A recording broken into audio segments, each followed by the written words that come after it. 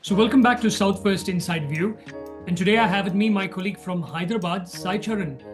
Sai, what's happening in Hyderabad? I know, Lynn, a lot of things are happening in Hyderabad. We also have our elections coming up, so it's an interesting year. Okay. So Sai, let's not waste time. I want to focus on three important stories that you're focused on. And this is on the state of affairs of transgenders and also the the new policies or the initiatives of the Telangana government led by the Chief Minister Revant Reddy. First, could you just give us an overview of all your three stories? What's happening over there? So yeah, these three stories were done over the span of a couple of months, and well, two of these are specific stories which look at two specific initiatives in Hyderabad. The first being Maithri Clinics, which is making healthcare accessible for transgender people, and the second being the inclusion of transgender people into the traffic police force. And the third story is a general overview of the state of affairs for transgender people, how they are both included and excluded from society at the same time. Okay. Tell me about the clinics first. I was reading your story. This is called Hormone Therapy, Psychiatry, Telangana's Maithri Clinics for Transgenders. What was your experience like when you worked on this story? What did you find out when you went over there? What did the doctors tell you? What did the people from the transgender community tell you? So, a little bit of background on the story. Essentially, this was an initiative by the Telangana government to take an already successful model. So, there is a transgender clinic in the Osmania General Hospital in Hyderabad. So, they just scaled up this successful model to the 33 districts of Telangana. So, this makes healthcare accessible for transgender people in each district without them having to come to Hyderabad to access healthcare. Right. So, what I learned, firstly on a personal note, was the kind of privilege that every cisgender person has in accessing healthcare. Apart from its affordability, you don't have to think twice about approaching someone with a medical issue. But for a transgender person, this is completely different. I was talking to one transgender person, Anjali. So she's a student. She's about 22, and she faces exclusion from her peers at college, and she's not accepted. She's depressed. And to her, these clinics were a way of uh, decreasing the kind of gender dysphoria that she has, wherein she can alter her body to match the identity she has on the inside. And when she goes to private clinics, she would have to spend somewhere about 3,000 rupees per session. But with this initiative, she doesn't have to spend much except for medicines. So, Sai, you're saying that Anjali is what, 21, 22? Yes. So, what is the issue she's actually facing in college? So in So, college, no, she knows that she's a transgender, right? Mhm. Okay, She so, does, but okay. because she's a little different from her peers, Uh, she's excluded from social situations, social gatherings, and treated a little differently by the professors and the students. It's not explicit, but a more implicit difference which you feel. so, the clinic, what does it do? So the clinic, it provides her with gender affirming hormone therapy, and it also provides them with psychiatric help. So this is when they alter the body's hormonal processes to make one's gender assigned at birth more congruent with the gender that they identify with. And this is something that is done over a couple of months in multiple sessions, which they have to attend at regular intervals. And yeah, so even before they begin, they make sure that they are psychiatrically assessed and they see that they're not at risk of facing other problems like suicidal tendencies or uh, depression.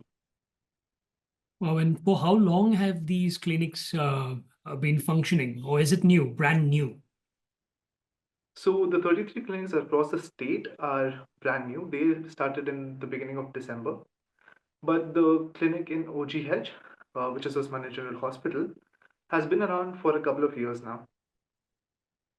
This is interesting because I don't see a lot of state governments really taking this initiative.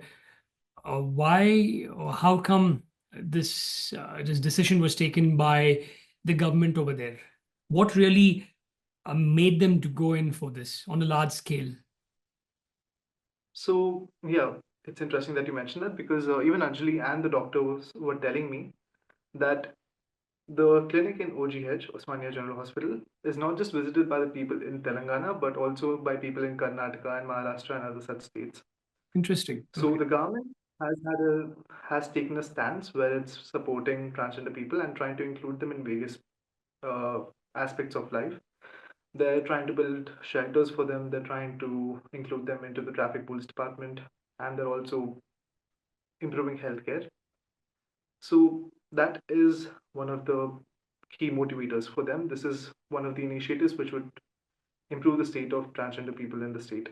So it's good you mentioned the traffic police department because one of your stories also focuses on, if not traffic policemen, but traffic wardens as such, right? To look into those issues. They won't be part of the traffic police per se, but they will be given a particular role to manage traffic. That's interesting because you in one of your stories you write about that, and then in another of your story, you talk about how the police themselves, in spite of this government initiative, are harassing them. What's Mhm. happening there?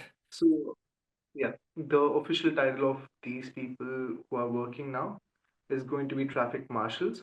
Mhm. They are not exactly people who work in the traffic police department, but rather alongside it.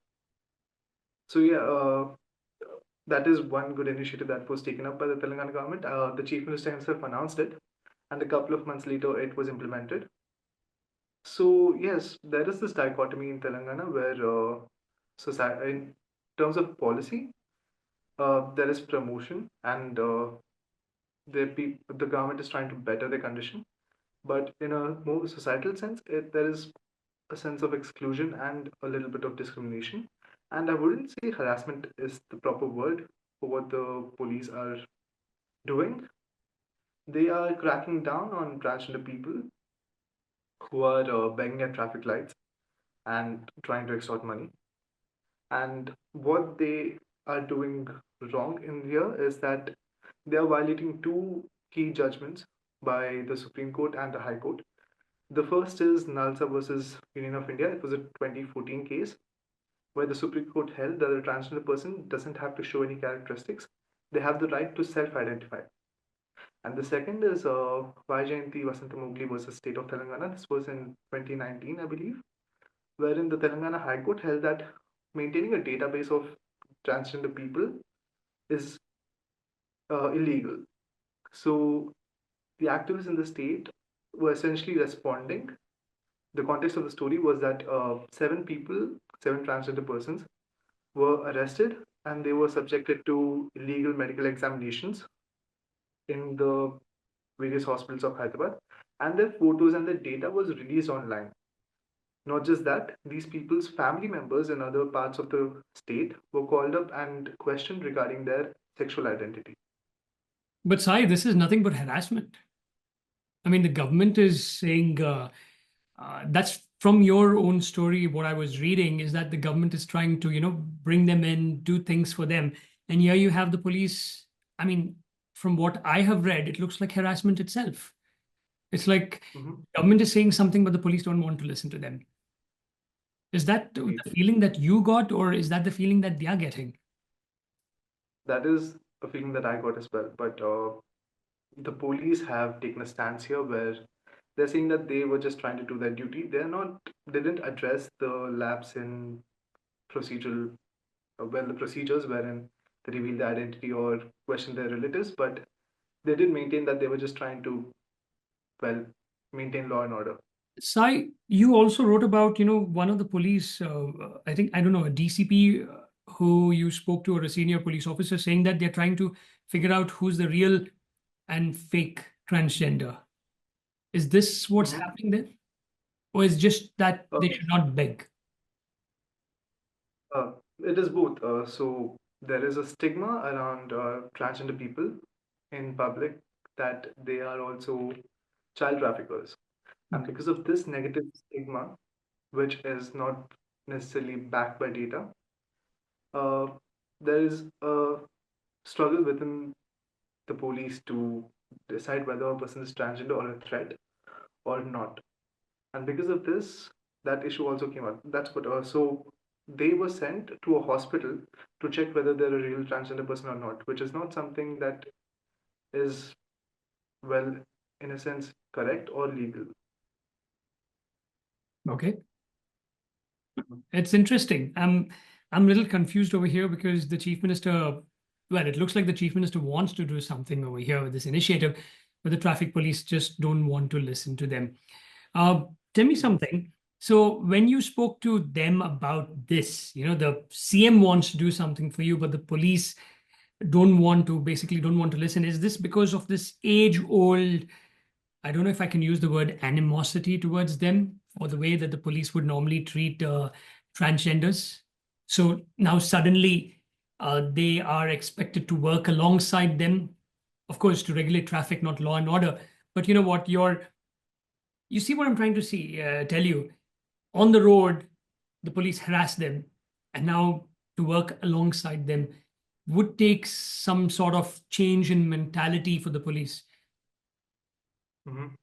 Yes, I do think there's a age-old factor of animosity towards the community as well, because uh, there's been a historical context to this, wherein, despite being part of many cultures within India in earlier times and with pre-colonization, as we've arrived here, they've somehow been excluded or been segmented off to only being parts of certain cultures. So there is that animosity within the people. And honestly, when you were talking about working alongside the police, there's a couple of activists, one of them being Rachna Budrapoina, who works actively with the community and the government. She serves as a bridge between the two. So she was telling me about how, both in setting up the Maithri Clinics across the state and in inducing the transgender people as traffic marshals, she had to hold extensive sensitization programs for the cops and the doctors and the medical professionals to tell them how to talk to a transgender person, how to treat them both with sensitivity, but not as somebody who's different to you. And she was telling me about how this is not the first time she's doing the sensitization program, but each time she has to start from scratch because they don't make a larger dent in the perception of the community. Hence, I was asking you, saying, how will this be that now the government expects the police to work alongside them? Second thing, I just remembered in your story, you spoke about. Okay, I just want to know if I come now to Hyderabad, will I see them working there as traffic marshals? Have they already You started? will. Not yet. They started in the second week of January. Mhm. 39 of them have begun, 29 of them. and yeah, 39 of them, and they're working primarily in Hyderabad for now. Okay. And they're not just from Hyderabad. Some of them even come from other districts to work in Hyderabad. So yeah, you can see them on the road managing the traffic. Mhm. However, they're not going to be as many in number Why is that?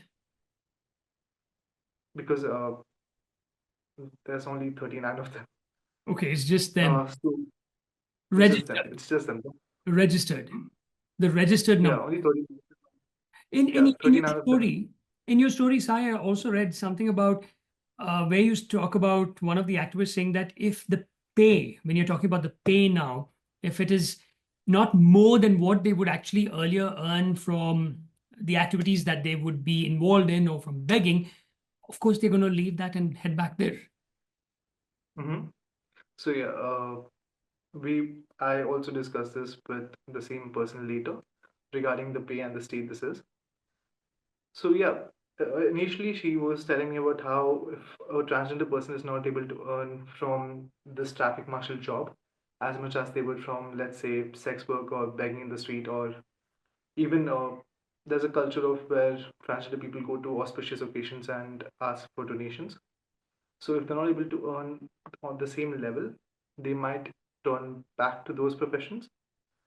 But she also told me that there's a sense of dignity that comes with working as a traffic marshal. So as of today, the traffic marshals are earning about 26 to 30,000 a month, and uh, they're initially just trying to see how it goes. It started in the second week of January, so they're trying to give it 6 months to flag any issues that may occur. All right. But you know what? Like they say, any new initiative takes time, and it's a good initiative. Something that I hope is that other state governments also do that, because it's not nice to see them begging on the road or getting themselves involved in other activities. Everyone has the right to work. Everyone has the right to a dignified life. So good initiative. I hope you keep tracking this story. Uh, our viewers and our readers would be extremely interested. But thank you, Sai. Thank you, Nolan. I will continue to track these stories for Southwest.